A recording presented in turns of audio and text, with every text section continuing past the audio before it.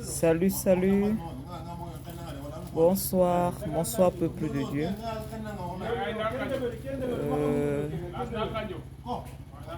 Portez-vous bien par la puissance qu'il y a dans le nom de Jésus-Christ. Tout en priant ce soir que vraiment cette courte vidéo puisse faire écho dans l'esprit de son peuple. Nous allons prier. Père, nous prions par la puissance qu'il y a dans le nom de Jésus-Christ. Père, touche ton peuple. Père, parle à ton peuple. Père, ouvre les yeux de ton peuple. Père, rappelle à ton peuple quel est son pouvoir en Christ. Quelles sont ses responsabilités en Christ. Par la puissance qu'il y a dans le nom de notre Seigneur Jésus-Christ. Amen. Amen. Je voulais partager quelque chose que ce soir, très brièvement, que j'ai intitulé « Le pouvoir d'une église qui prie ». Récemment, j'ai commencé à travailler sur ce dossier et je parlais vraiment de la dimension à laquelle Dieu est en colère, est exacerbé par la méchanceté et la négligence qu'il y a dans l'église. Amen. Donc, avec l'aide de Dieu, nous allons continuer ce thème-là. Et je vais parler brièvement de quelque chose qu'il faut que le Seigneur nous révèle. Nous allons lire dans Matthieu 16, du verset 18 au verset 19. Comme j'étais en train de dire, j'ai intitulé cela « Le pouvoir d'une église qui prie ». Amen. Bien-aimé, tu dois savoir que Dieu nous a donné le pouvoir. La mort de Jésus-Christ sur la croix est le pouvoir de l'Église. Par sa mort sur la croix, il a acquis le pouvoir de marcher sur les serpents et les scorpions. Et il dit que le pouvoir lui a été donné sur toute la puissance de l'ennemi, afin qu'au nom de Jésus-Christ, tout genou fléchit. Donc c'est ce pouvoir qui est le pouvoir de l'Église. Mais malheureusement, dans beaucoup de cas, nous ne sommes pas à la hauteur. Nous sommes ignorants du pouvoir que Jésus-Christ a conféré à son Église. Nous allons lire rapidement. Que nous dit la Bible dans Matthieu 16, verset 18? Et moi, je te dis que tu es Pierre, et que sur cette pierre, je bâtirai mon Église, et que les portes du séjour des morts ne prévaudront point contre elle. Je te donnerai les clés du royaume des cieux. Ce que tu lieras sur la terre sera lié dans les cieux. Et ce que tu délieras sur la terre sera délié dans les cieux. Amen. Si nous prenons quelques minutes pour étudier ces deux versets bibliques, nous allons découvrir quelque chose de très puissant à l'intérieur. Déjà ici, Jésus-Christ utilise une forme de métaphore. Il utilise Pierre. Il dit Pierre, il est Pierre. Et il dit sur cette pierre, il bâtit son église. Donc ça veut dire qu'en réalité, dans le règne de l'esprit, l'église est comme une pierre. Et il dit cette pierre-là, les portes de ce jour de l'enfer ne prévaudront point contre elle. Et il dit en continuant, je te donne les clés du royaume des cieux. Ce que tu lis sur la terre sera lié dans le ciel. Et ce que tu lieras délieras sur la terre sera aussi délié au ciel. Amen. Mais combien d'entre nous aujourd'hui en tant qu'enfants de Dieu sont conscients qu'ils sont une pierre entre la main de l'Éternel pour briser et écraser tous les desseins du royaume de l'Éternel sur la terre? La vérité, c'est que dans l'Église, lorsqu'il y a une confusion dans notre environnement, dans notre société, dans le globe, premièrement, nous sommes des personnes totalement indifférentes. Et pourtant que la même Bible nous dit, nous sommes la lumière du monde. Nous sommes le sel de la terre. Et si le sel perd sa saveur, à quoi est-ce que cela sert? Dans l'Église, tu es la pierre. L'Église, tu es la lumière du monde. L'Église, tu es le sel de la terre. L'Éternel, par Jésus-Christ, t'a conféré tous les pouvoirs. D'annuler, de briser, de planter, de déterrer, d'annuler tout ce que l'ennemi ou le royaume des ténèbres peut programmer. Dans ton enceinte, dans ton environnement, dans ta ville, dans ton quartier, dans les nations, tout pouvoir lui a été donné au nom de Jésus-Christ. Amen. Maintenant, lorsque nous lisons dans la suite des événements, nous partons dans le livre de Actes 12, 1, 5. À cause de la courtesse de la vidéo, nous n'allons pas entrer à l'intérieur, dans les actes des apôtres. La Bible dit que en cette période-là, Hérode commença à maltraiter certains membres de l'Église. Et la Bible dit qu'il attrapa Jacques et il le mit à mort. Cela plaisant aux Juifs, il attrapa aussi Pierre, qu'il voulut exécuter. Mais ce que nous dit la Bible dans le livre de Actes 12, entre le verset 1 et 5, la Bible dit que l'Église ne cessait de lever pour Pierre des prières.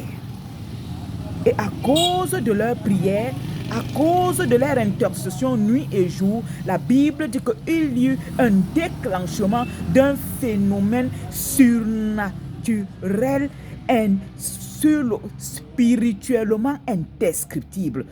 Un phénomène instantané se produisit. Un ange de l'Éternel descendit dans la prison. Et il brisa tout le protocole de la prison. Il ouvrit toutes les barrières. Il déchaîna Pierre et le conduisit à l'extérieur de la prison. Église, est-ce que ensemble nous pouvons voir ce que la puissance de la prière, la puissance, le pouvoir que peut relâcher une église qui prie, une église qui est consciente de son statut spirituel dans le monde, une sentinelle de Dieu, une balance qui équilibre les ténèbres de l'humanité. Imaginons un seul instant que l'église ne s'était pas mise en prière. Pierre aura été décapité. Et tout le programme divin aura été annulé. Les épîtres de la Bible que nous lisons aujourd'hui, nous ne les aurons pas lus. Donc nous devons être conscients d'une chose. Dieu peut donner des promesses. Mais sachons-le, si nous ne nous mettons pas à genoux, si nous ne sommes pas une église qui prie, une guerre va se déclencher et va venir détruire tout ce programme. Des fléaux vont venir et détruire tout ce programme. Pourquoi? Parce que l'Église a omis de comprendre qui est-ce qu'elle est dans les lieux spirituels, dans les lieux physiques, le pouvoir qui lui a été conféré sur la terre et dans les cieux. C'est cette ignorance des enfants de Dieu, de chaque église, de chaque dénomination qui est en train de détruire l'œuvre de Dieu. Lorsque l'Éternel nous envoie des avertissements du genre, il y a une guerre qui s'annonce, la tendance en général, c'est que nous commençons à être confus. Nous perdons totalement de repères. Il n'y a plus une personne qui pense qu'il faut que j'aille dans la présence de Dieu pour consulter l'Éternel, pour consulter le livre. Qu'est-ce que le livre dit? Comment est-ce que les autres croyants d'avant ont géré ces situations? Mettre les genoux au sol, commencer à intercéder, commencer à crier à l'Éternel, commencer à lui dire, Seigneur, si tu laisses ces situations, il n'y a pas que le monde qui va périr dedans. Et il y a nous sommes l'Église, nous sommes là. Il y a nos enfants, il y a nos familles. Il y a.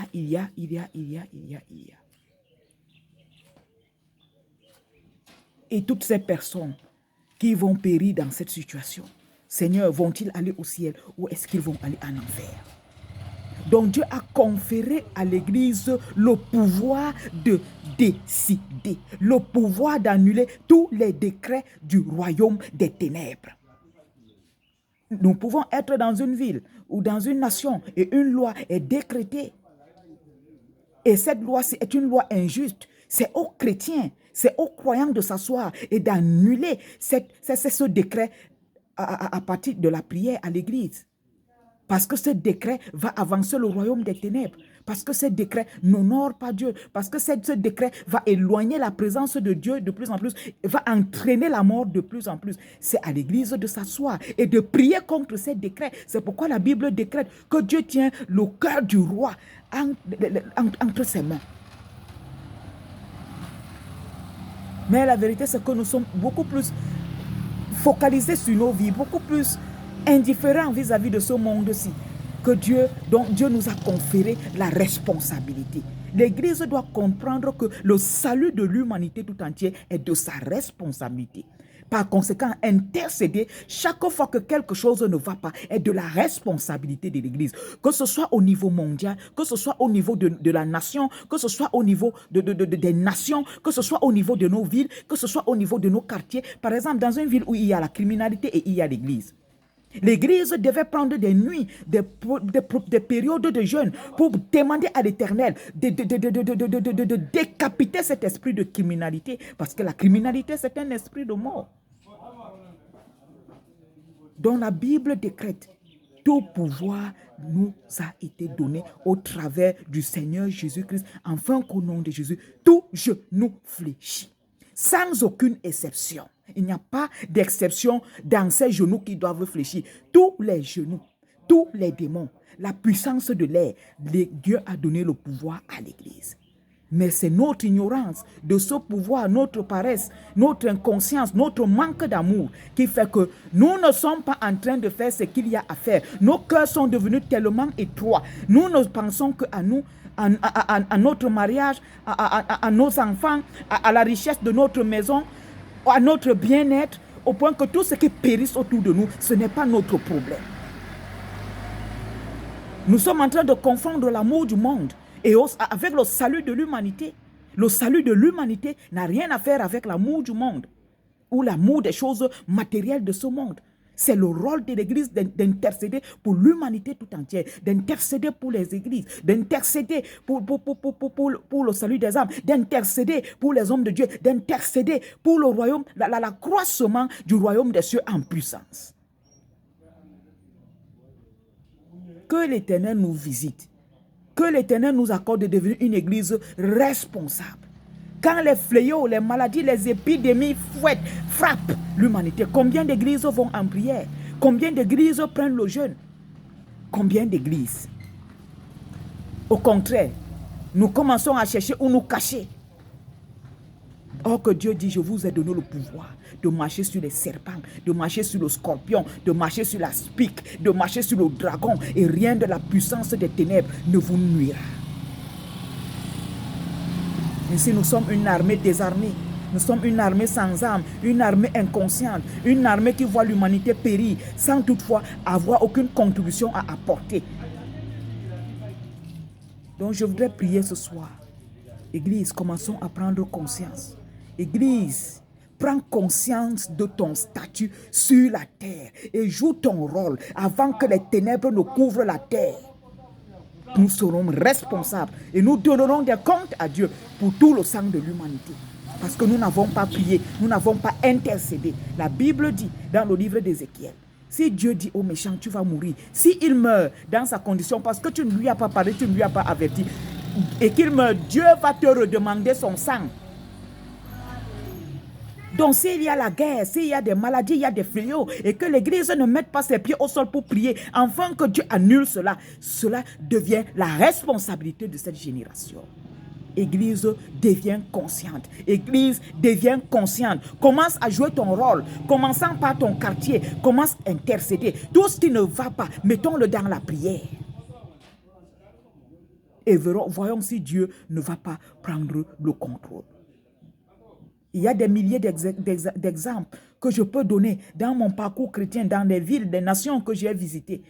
Et avec les frères, des petits groupes de prière, nous intercédons dans la nuit. Nous renversons les décrets de l'ennemi dans les villes. Et nous avons vu dans les villes, dans certaines nations, la prostitution, tellement de choses qui se passent. Nous sommes indifférents. Nous ne prions pas, nous nous plaignons seulement. Comme si nous étions du monde. Je me rappelle une fois, j'ai visité une ville de l'Afrique centrale. Il y avait une pancarte sur une montagne. qui exposait la ville à un esprit de prostitution.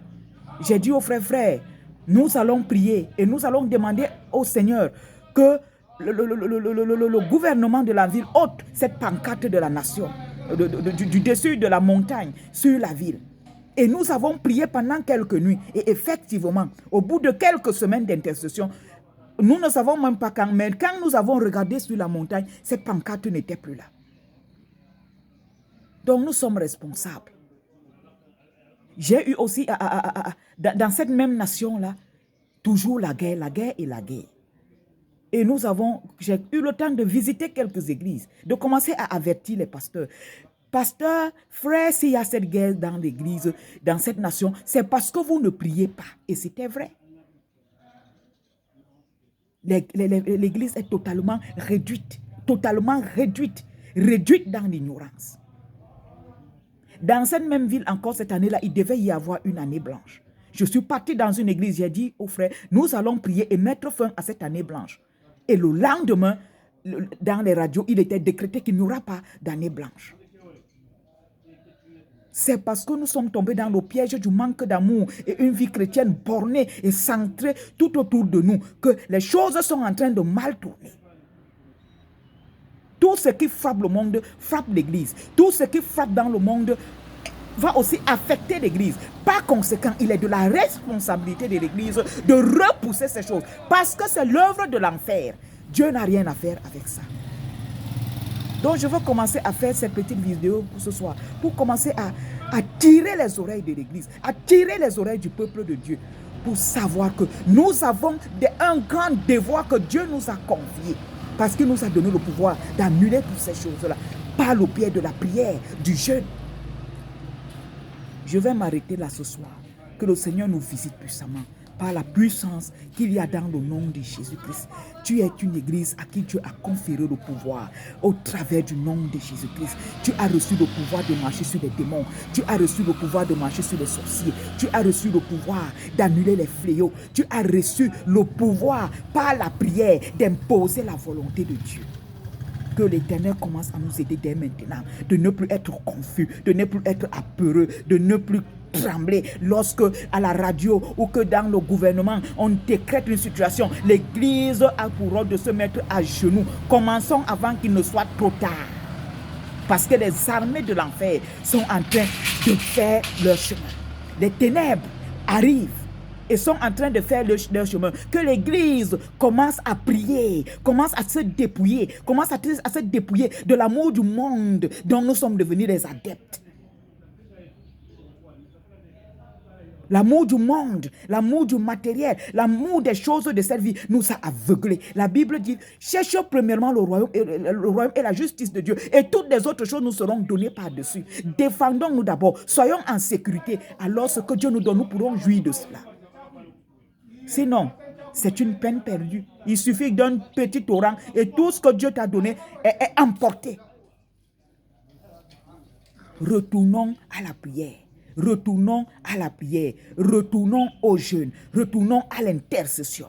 L'Église n'a pas besoin d'être effrayée par quoi que ce soit. Au contraire, l'Église devait être là pour équilibrer l'humanité et imposer la volonté de Dieu. Une Église en puissance et non une Église en parole. Par la puissance qu'il y a dans le nom de Jésus-Christ. Amen.